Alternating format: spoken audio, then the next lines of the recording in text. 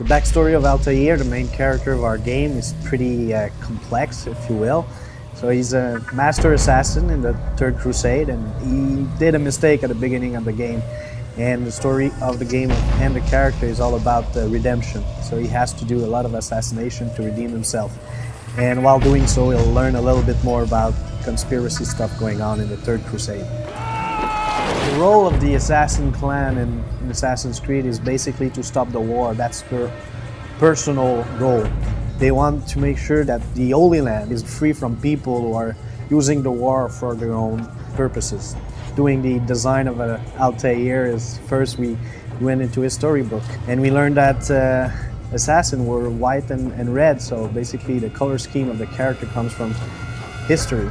And then also we did a brainstorm to figure out what kind of animal he would be, and that helps a lot for every single craft. And we wanted him to be a bird of prey, like an eagle. Basically, we just wanted a weapon that is cool and that is unique to the character. So we decided to have a blade that can be really used for assassination, and that blade would be hidden. And only with a really quick move of the hand, the blade would come out. And that's the most important weapon in the game.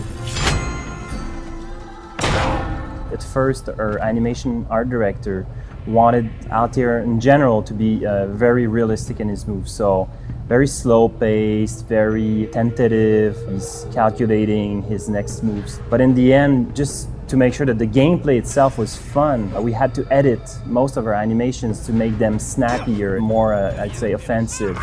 And we ended up with something that we really liked and that is really, really unique. So the way we make ALTAIR look and move realistically is by using, in part, hand-keyed animation and in part, mocap animation. We have a crazy amount of animation in the game. The total is approximately 12,000 animations. A big part of the animation set is used for fighting. ALTAIR, just by himself, has over 1,000 different animations just for the combat system.